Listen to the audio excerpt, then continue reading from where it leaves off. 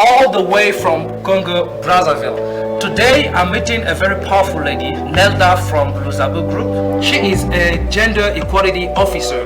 She's a very powerful lady from Congo, Brazzaville. So keep watching. Good afternoon, Mr. Valois. Good afternoon, Nelda. How are you? I'm fine. How are you? Fine too. Thank you so much. Last time you were talking about the difference between communicating and talking. What is really the difference between both? Okay, thank you very much for the invitation. That is very amazing. You're welcome. So I was talking about the difference between talking and communicating. By the way, talking is just a kind of mimicking, okay? To mimic is to bring sound from your mouth, okay? When you are saying something, okay, you are actually talking. But it's quite different from communicating, because sometimes people confuse talking and communicating. When you communicate, you are more aware of the message, of the impact that the message is going to bring. So you take care of the message, you take care of the environment, you also take care of your interlocutor, the one who is receiving the message. So then you are communicating, you are sharing information, you are sharing knowledge, okay? So this is a kind of communicating. But when you are just making sound from your mouth, okay, you are just talking. Sometimes you can just have an empty talk, but you are not communicating anything. Yes. So that's the main difference between communicating and talking. You take care of the receiver, you take care of the message, you take care of the impact, and also the environment. If there's no noise around, that can prevent your communication to be effective. So you take care of all those things, then you are communicating. But what about people?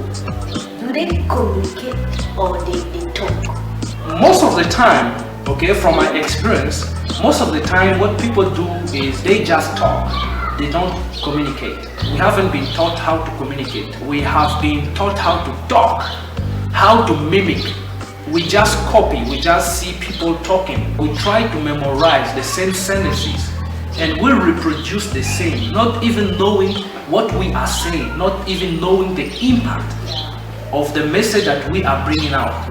Many people just talk, they don't communicate. That's why it's very important to learn or to get what we call by communication skill. People just talk, they just give empty talk most of the time. It's very rare to see people communicating, bringing out a good message and taking care of all those things that I have mentioned earlier on. But if this is the case, how someone can be taught to communicate? Yeah, this is a very wonderful question. How can someone, right, be taught of how to communicate? I like taking facts, okay, real facts from the beginning, because the beginning determines everything. If the foundation is bad, right, everything is spoiled. So we have to teach our children how to communicate. For example, you give birth, right? A baby boy or a baby girl, we teach them how to talk, right? To copy. You tell your baby, say, mama. The baby will copy. One day the baby will say, mama, papa, and other words. The baby will just copy the same way you pronounce it, right? And this is talking. But at a certain age, when you send your child to school at the age of 5 or 6, then your child is now informed of the word, is trying to discover the word. At this particular point of life, we have to start teaching our children how to communicate. We have to start telling them the impact of the message that is coming out of their mouth. But this is something that we really neglect. We just teach our children how to talk, but we forget about teaching them how to communicate. So at that age, when you send children to school, at that very age, you can take at least 4 years telling them the importance of communication. If every parent does so, I think we are all going to get what we call by communication skills, and we are not going to be in trouble with people because we know the message that we are bringing out. And if you don't have anything to say, you are going to say that, no, I can't contribute to this topic. No, I have no idea. But you see, people sometimes they don't have anything to communicate. They have no message, no knowledge. to bring on, but they will just open up their mouth and be talking, be lying, you see. But if someone has what you call like communication skills, he knows that this is the right time for me to talk. No, I can't say this. The person is going to think twice before he speaks out anything it is. Right. So from the young age, we have to teach our children how to communicate. Okay, what are the causes of it? The causes, is basically lack of teaching, as I said, that we have to teach our children. This is the source, right? Yeah. So we have to correct the source. What I believe is the cause is that because we don't teach children how to communicate. We just teach them how to talk, how to bring out sounds, how to mimic our sentences. That's why they do the same. And if you have a child, for example, you are talking to someone else and the person says, "No, I refuse." When your child is there, he or she is going to listen. "No, I refuse." One day if you also say something to the child is going to repeat the same, right? "No, I refuse." But the child is not informed of the impact that is having on the mother or the father that is talking to. You see? So we have to try to teach our children, because this is the cause. We don't teach our children how to communicate, the impact of the message, to take care of the person to whom you are talking to. That's why today we are going to notice that children are stubborn, they are impolite and all those stuff, because we don't teach them. We have to teach them that this is your friend, you can say anything you want. But when it comes to this type of people, an older person, you have to talk like this, because this kind of sentences has this kind of consequences. So we have to teach our children, especially when they start going to school. And those are the causes: lack of teaching, lack of instruction. Okay, this is the point. Really interesting. We have to teach our children how to communicate. Can you just tell us some advantages? Right. If we teach our children how to communicate and they are not just going to talk anyhow, right? The advantages are what? They are not going to offend anybody. If you have good communication skills, you know what to say and to whom you are talking to. So you will not offend people anyhow, because most of the time we offend people by our speech. So one of the greatest advantages of good communication skills is you avoid putting yourself into trouble. You know what to say. You will not offend people. Another advantage is keeping your relationship safe.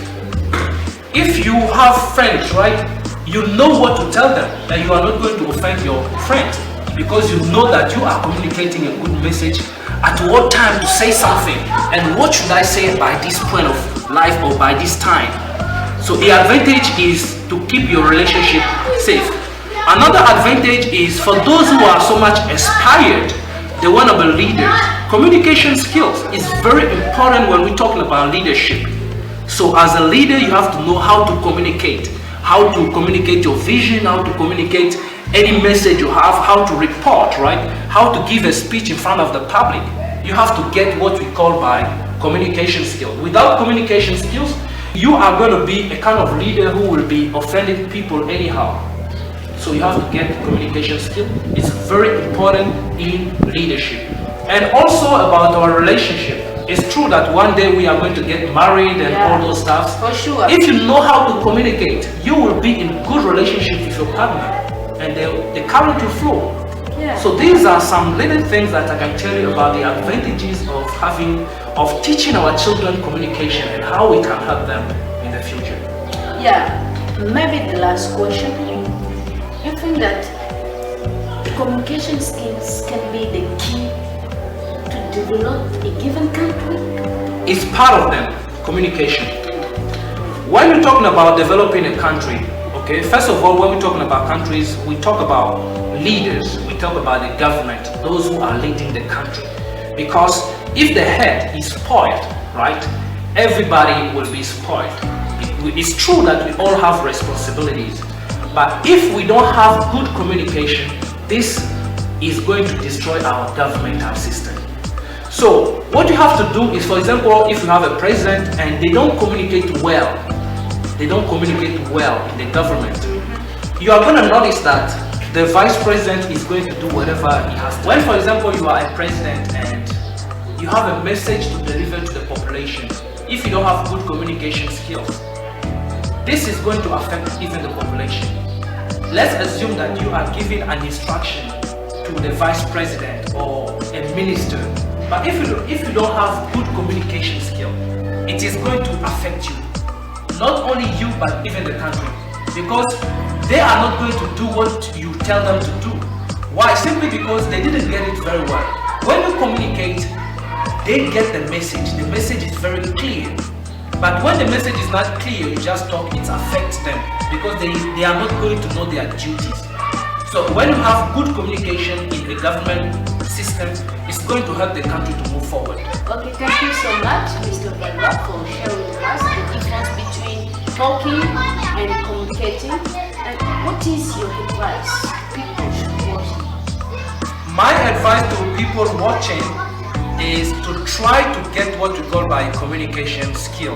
It's very important and meaningful. Don't just talk and don't just give empty talk, but try to communicate. I've seen so many people learning another language, okay? There are so many people learning English as a second language. What they do, they try to mimic Americans, they try to mimic a kind of accents that it's very difficult for other people to understand. You have to sound natural. Try to be more natural and make your message very clear for everybody. If all the time when you are trying to say something, people have difficulties in listening to you, you are not communicating. You are just talking, and nobody is going to learn out of your message or out of your speech. So what you have to do is to try to communicate wherever you find yourself. So thank you very much for watching this video. I hope it's going to be very helpful for all the people watching this. Goodbye.